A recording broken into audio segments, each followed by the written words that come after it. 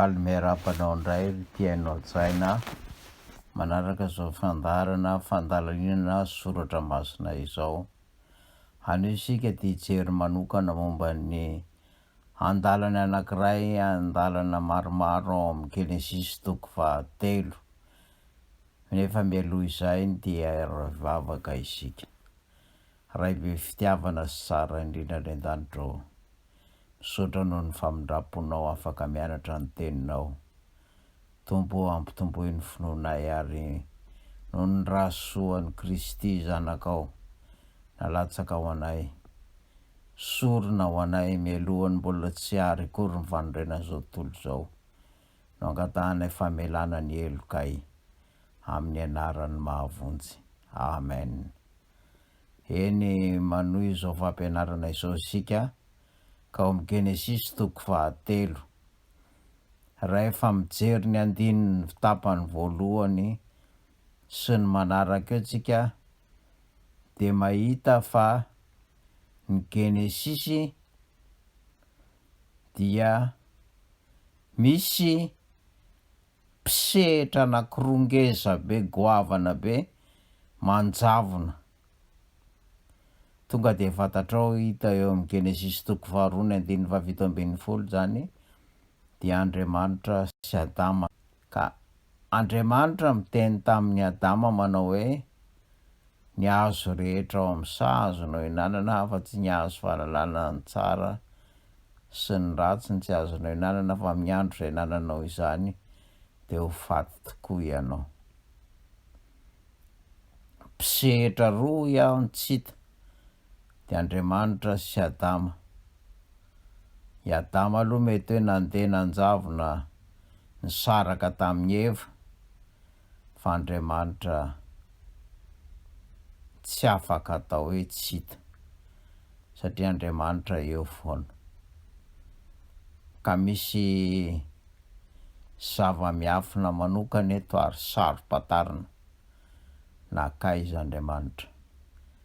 Fanginan'Andriamanitra manoloana izao toe-javatra goavana izao satria noavin'ny planeta mihitsy, noavin'ny tontolo izay noariana, vao noariana tsara indrindra no tsy no miozongozona satria fantatra tsara fa iza moa ny bibilava na miafina ao ambadiky ny endriky ny bibilava dia ny fahavalon'ny fanahy zany, mampieritreritra, mampahatahotra na ahoana ny mangina Andriamanitra. Aiza Andriamanitra mandritra ny fotoana eo? Nahoana no feo anankiroa no re? Ary misy fanontaniana aza alai-panahy miteny hoe sao de tian'ilay fahavalon'ny fanahy averiny io toe-javatra io ankehitriny ka hampanginina ny feon'Andriamanitra ary ny feon'ny medium na ny media sy ny feon'ny tsirairay, satria rehefa mitapimbava sy mitoka-monina amin'ny telefona ny olona dia izy rery ny manatrika an'ilay media na medium rehefa anankiray singa ray izy. Averina zany toe-javatra io hamora ny fakana fanahy. Nakaiza Andriamanitra? Maninona ny mangina Andriamanitra? Sao de kosa nampanginin'Andriamanitra satria tiandre feo hafa eva ary najain'Andriamanitra zay sitraposy safidy zay ka atao tsy nandre afa-tsy feo ray de ny feon'ny bibilava zay saritavany ndramin'ilay fahavalon'ny fanahy eva de lay vehivavy zay nofo taolany Adama.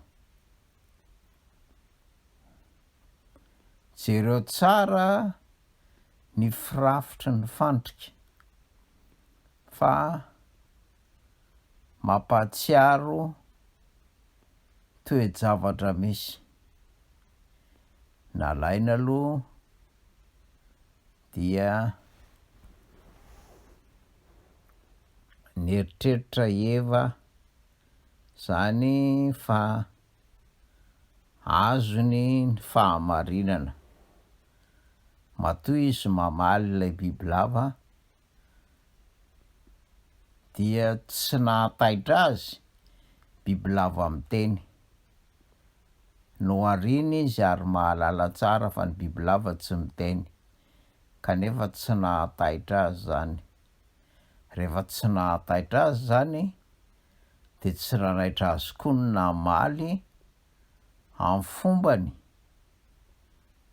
ny fanontanian'ilay bibilava ka ny valim-panontaniany dia somary tsy tena mifanojo amin'ny tena didin'Andriamanitra satria ny didin'Andriamanitra hoe ny azo fahalalana ny tsara sy ny ratsy nefa eto izy miteny hoe ny azo eo afovoan'ny sa fa maninona no miresaka azo afovoan'ny sa izy satria ny azo afovoan'ny sa ny toerana misy ilay azo ary ny toerana misy ilay azo no manahirana ny sainy satria ilay azo no manahirana ny sainy fa tsy ilay didy dia mikisaka makany amin'ilay azo ny foronany sy ny fahavarianany variana amin'ilay azo izy de ilay azo no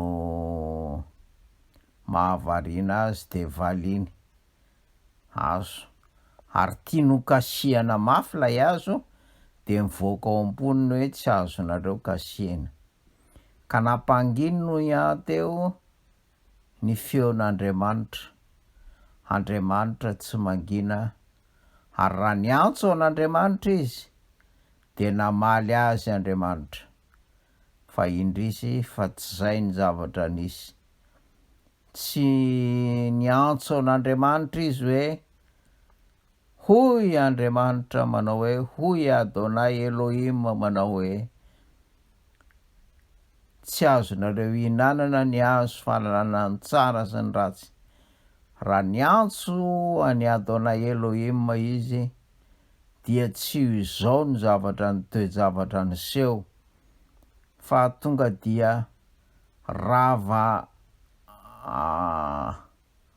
amboaka ny hevitr'ilay bibilava ary dia hita teo ny ala teo ny saritavany ary hita teo ny endrik'ilay anjely ny vadika fa tsy izay ny toe-javatra nisy fa sidoka ny foronana te hihinana lay azo izy de nampangininy avokoa ny feo rehetra ka ny vadiny efa asa toe-javatra ahoana na ahoana fa tsy sehatra aloha ny vadiny tamin'ny voalohany fa taoriana araka ny ataontsika hoe firafitry ny fehezanteny dia mandalo ihany hita ihany Adama ary rehefa hita Adama taty aoriana dia nomeny nofonofony sy taolany raha misaraka dia ahoana, de nalaon'ny Adama niaino ny feon'ny vadiny toy izay nanaraka ny tenin'Andriamanitra, misintona avy hatrany fampisintona zany ny toejavatra, ka ny zavatra mampieritreritra de miverina io toejavatra io ankehitriny, zany hoe tapenana ny vavan'ny olona dia mitokana rery izy miaraka amin'ny finday, de miaino irery izy, de miaino media rery, de asa zay zavatra henony rery eo,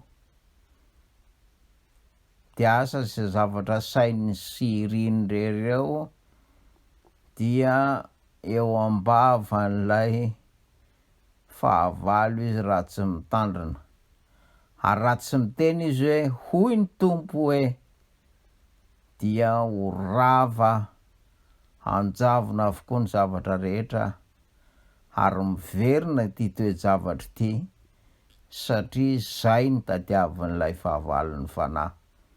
Niverenan'ity toejavatra na situation de communication ity dia ilay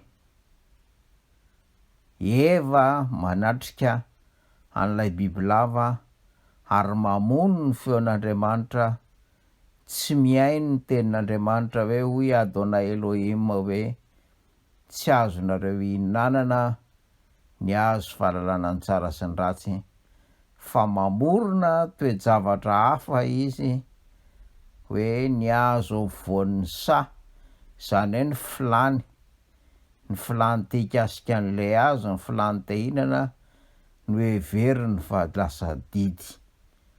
Ka tandremo tsara ry havana malala mampitandrina anao ny tenin'ny soratra masina, fa misy toejavatra miverina eto.